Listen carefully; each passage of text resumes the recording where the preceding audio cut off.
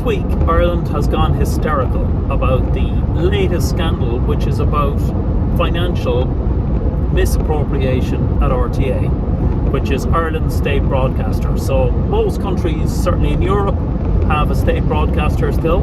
So in England and Britain it's BBC, in France it's TV5. Most countries in Europe, and indeed around the world, have a state broadcaster still, and that state broadcaster is in theory supposed to be looking after public service broadcasting. So that's a kind of a whole debate in itself. But in Ireland, we have this perennial scandal about RTE and the TV service that we get. And there is just this perennial scandal about finance, particularly about the payments to its highest earners. So this time around, it's the payment to the highest earner, Ryan Tubridy, who was getting something like €500,000 a year. But it turned out, and the big scandal is that it turned out that wasn't the full story, that he was being paid €200 or €300 extra a year, or extra over 10 years or something like 30 grand a year extra over a period of 3 years or 10 years. It doesn't really matter really, but I'll get to that in a minute, why not. But that was the scandal, that the perception at least was that this top earner at RTE was getting paid more than was published to the Parliament and to the people. But what really amuses me is that the true scandal isn't with Ryan Tubridy. The true scandal is, almost as usual, is completely behind the other direction, behind the scenes. And while everybody is being focused on one name, and there's one fall guy and sort of whipping boy there, the true scandal, I think, is in the complete other direction.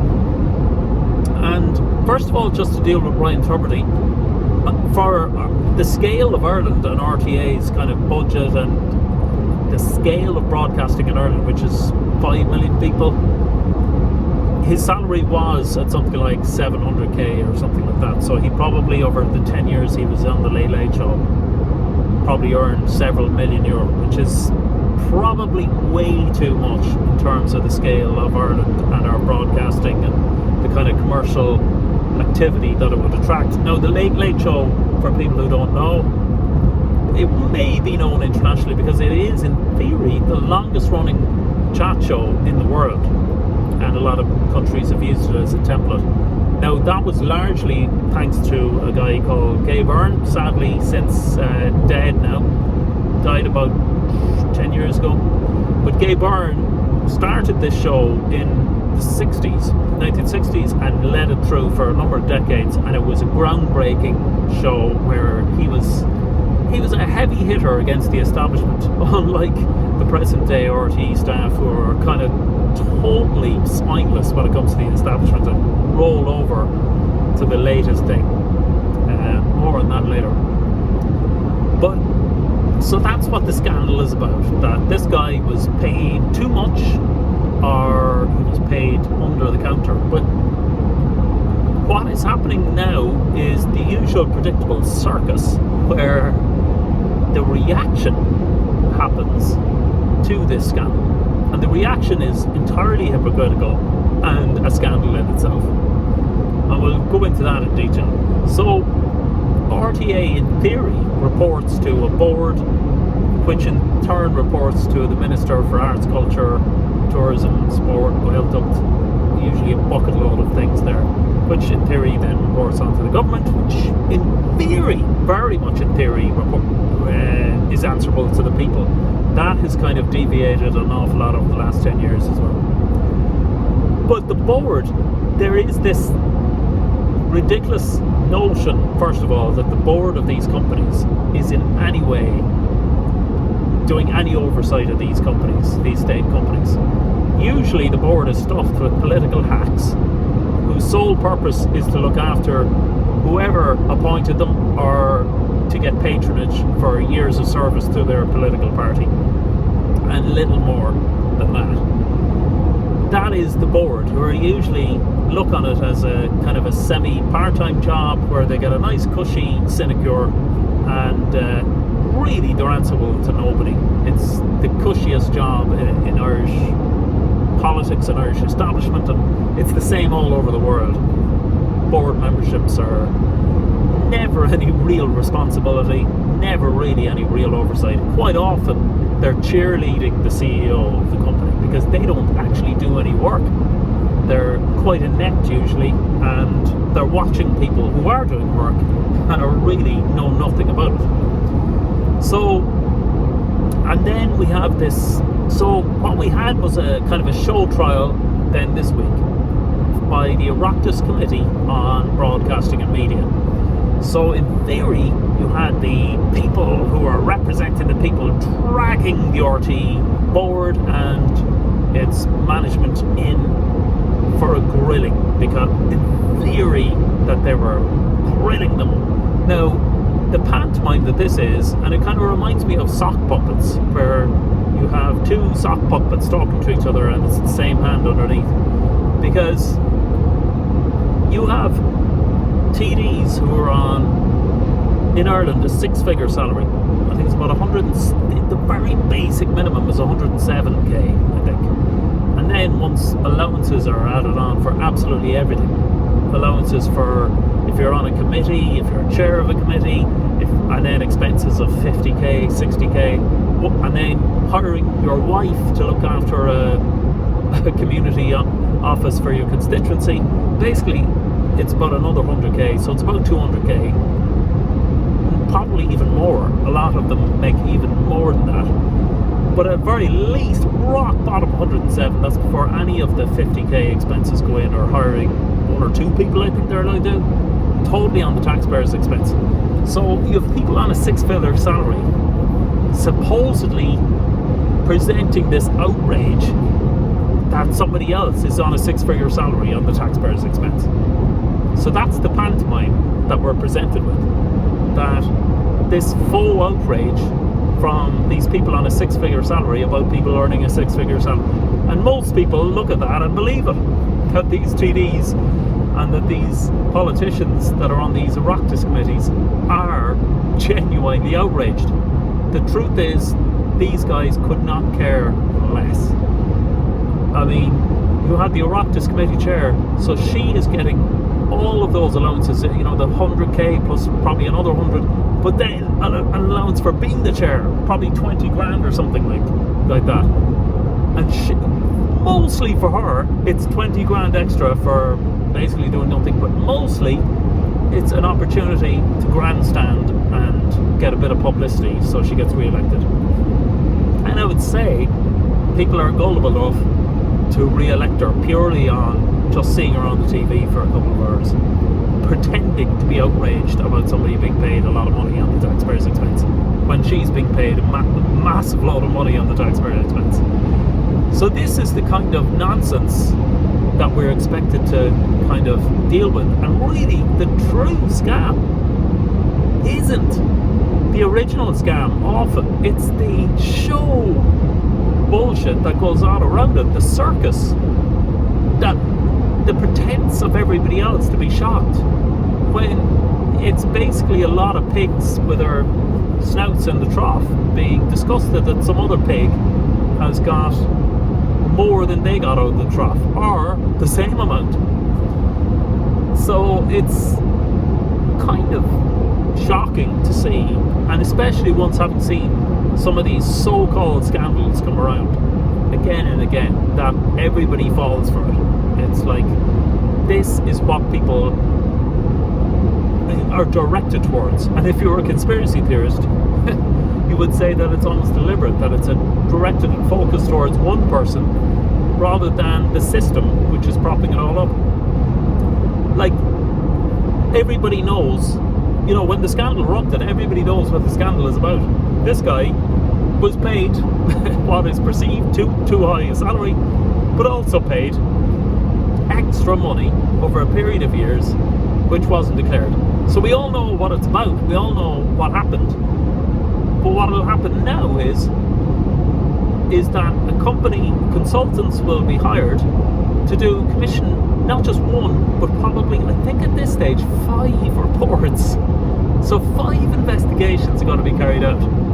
And the media are claiming that it will take a couple of months is what was put down. And what people don't realise is that what's going to happen there is that you have a secondary scam being set up whereby you have 5 consultancy companies are going to be paid multiple millions of euro to generate a report about something that we know already what happened. Everybody knows what happened.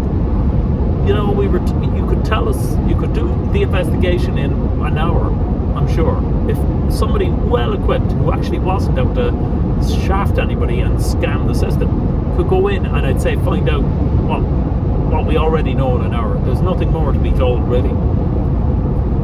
But we will go through the bullshit trope show circus of several consultants going in for several months. That was what I said, several months. So it is not.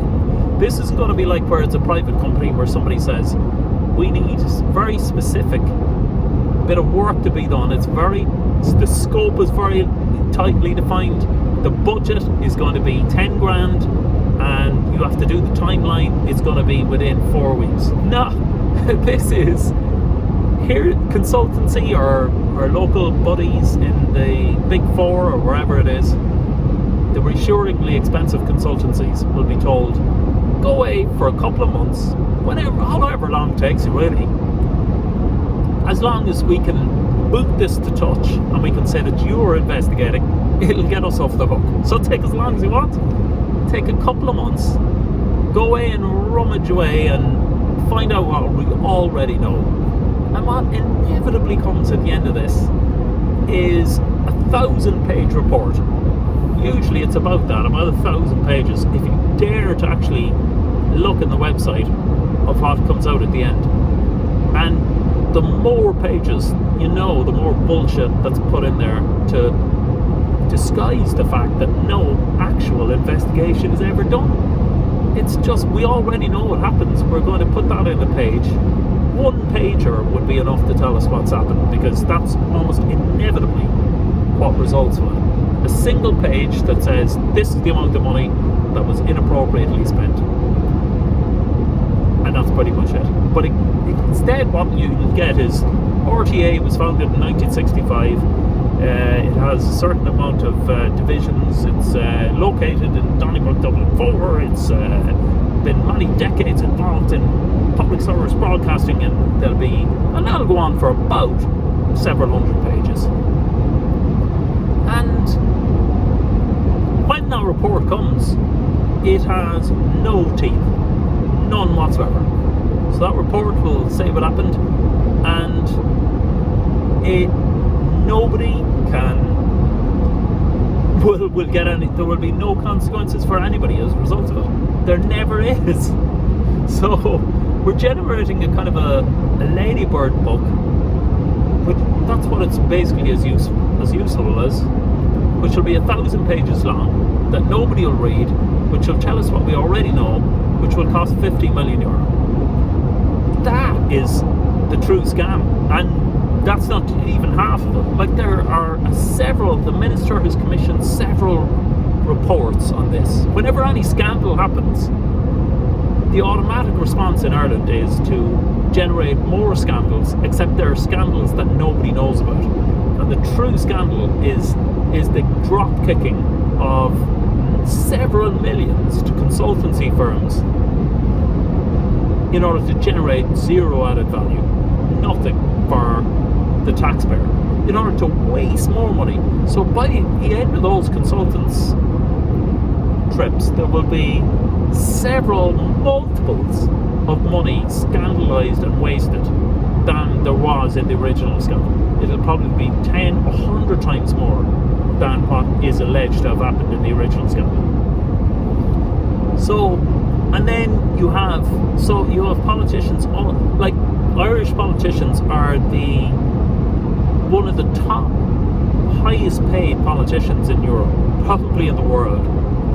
And we have 2 houses. We have the Undáil, which is in theory the ones that represent the people. And because we don't consider that to be enough, we have a special sitting of a house which doesn't represent anybody. I mean, like, it's called Unshannon, which is our Senate, and there's that's the nice retirement home for people who there's no accountability whatsoever there, because it's even explicit. It's people are elected just on a panel, basically representing absolutely nobody. It's a glorified retirement home. And now there are a few small exceptions. The independent senators actually care about people, but the party hacks, the ones involved in the parties, are about as useless as you could possibly get. And ironically, we had a referendum, a Shannon referendum, to abolish the Shannon 10 years ago, and the Irish people, to my absolute horror, voted to retain it, in the absolute deluded reality that might help accountability in Irish politics, when it actually hinders it. If you have people who have no accountability being paid on the taxpayer out of the trough, that dilutes accountability rather than strengthens it. Like, our Dáil has 160 members, which is probably 3 times what we need.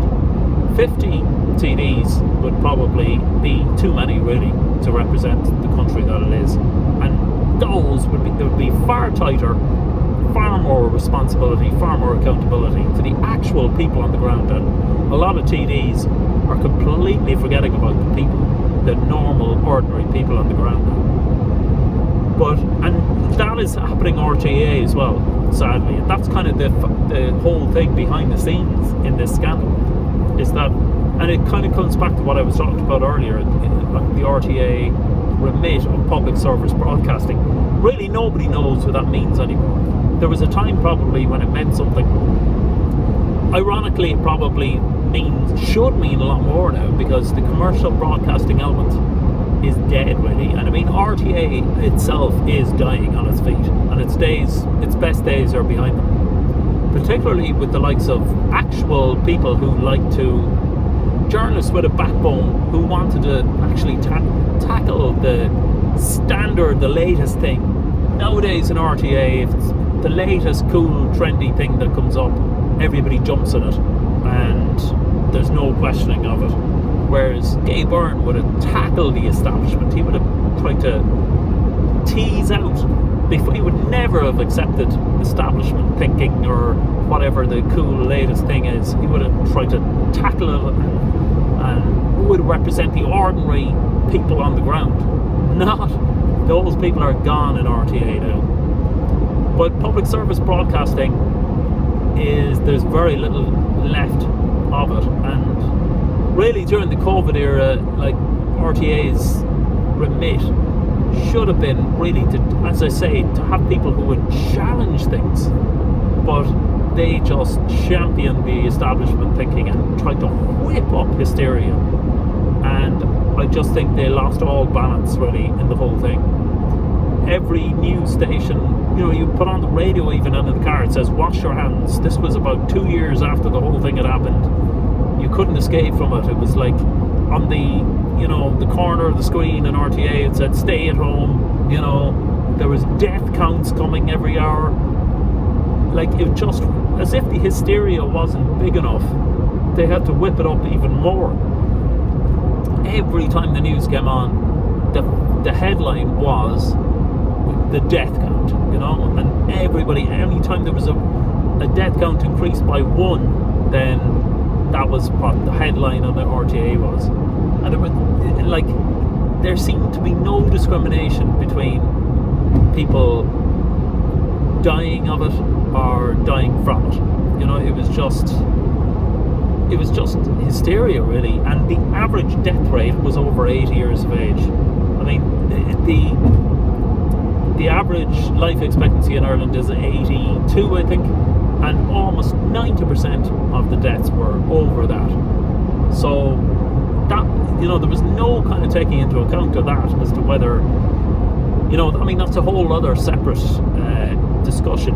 But it just seemed to me, I mean, obviously there had to be a balance, in terms of reporting, and there had to be an accountability for the hysteria level. I thought the hysteria level was way too overblown in terms of, and that lost a lot of credibility, I think, in the minds of ordinary Irish people as to what the role of RTA was. And one would have thought that its role wasn't to parrot the establishment narrative and to go along with the hysteria, because I think that's definitely what it was now looking back. But they went full in on it, and every program was saturated with the whole idea, and it was all about conforming. And looking back now, I think it caused a huge amount of damage. I mean, there was a lot of elderly people who,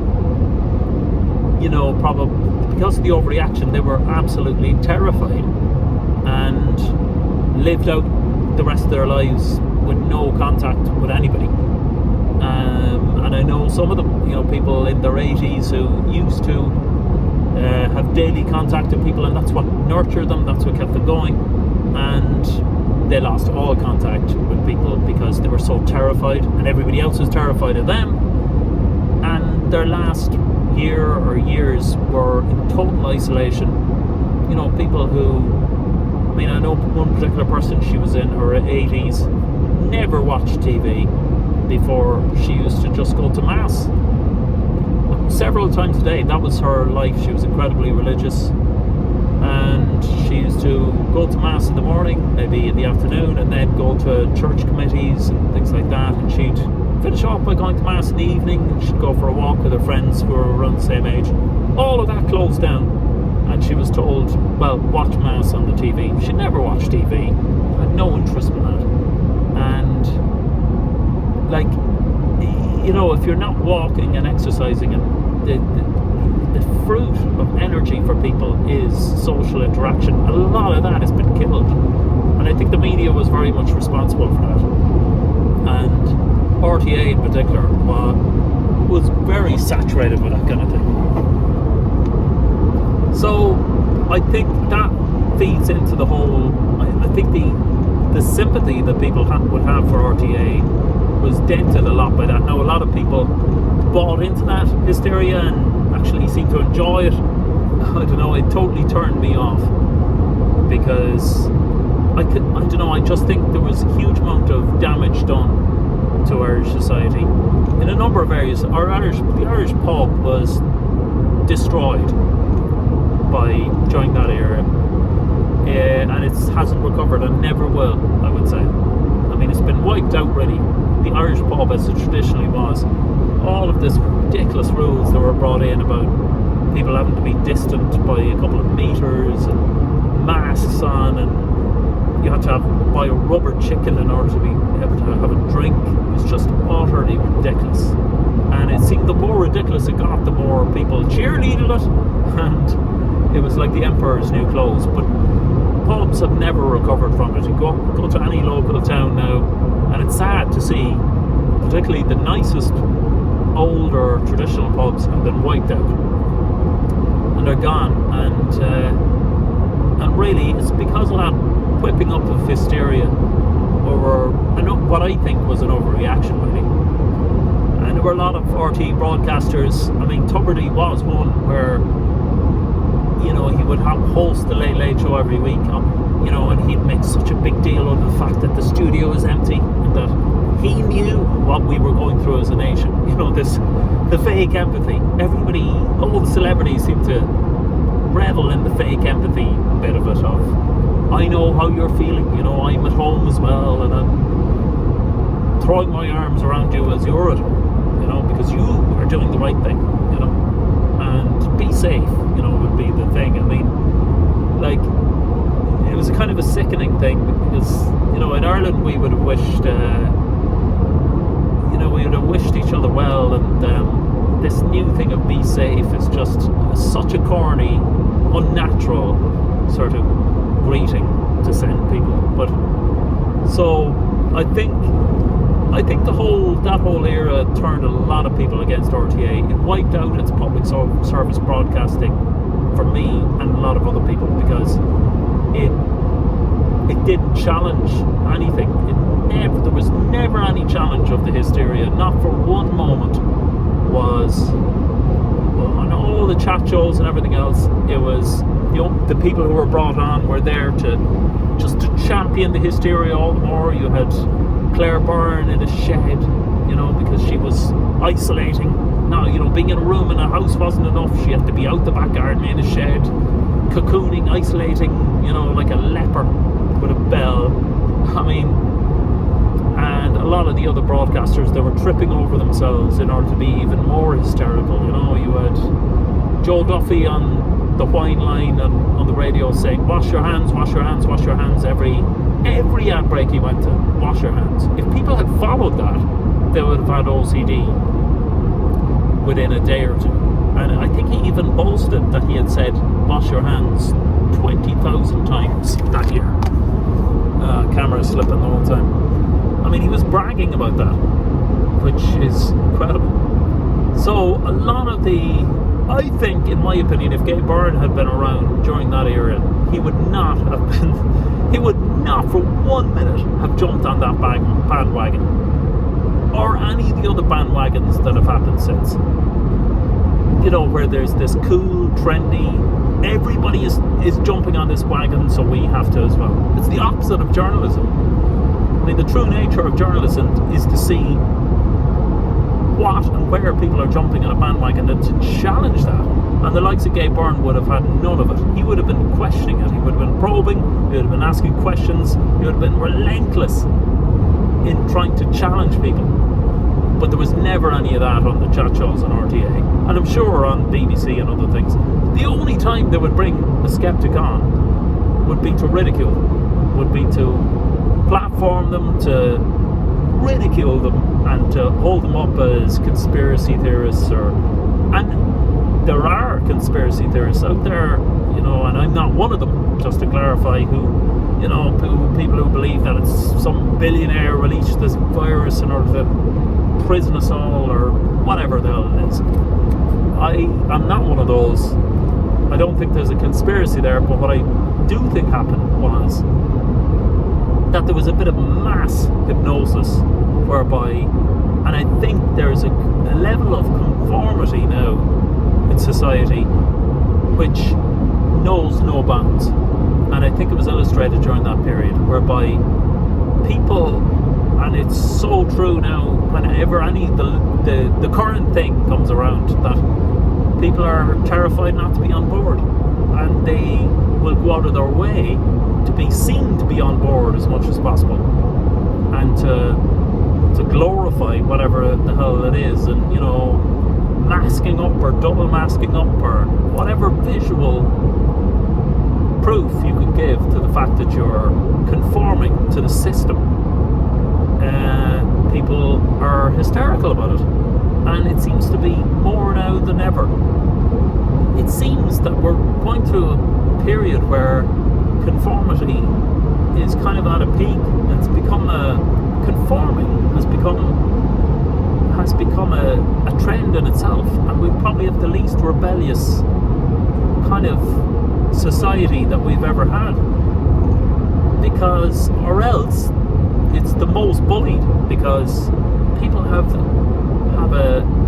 an innate need to fall in line with whatever is told to them and whatever is the latest trendy thing to adopt. And I think that era from the year 2000 showed, or at least trained people, and I'm not saying that from a conspiracy point of view, but people were trained in the ultimate form of conformance. I mean, if you could lock 2 billion people in their homes for months on end and almost nobody rebels, then because they're terrified, because the tool of fear is so strong, then that just proves how strong the conformity has become, or how strong an establishment can be over the normal, ordinary people.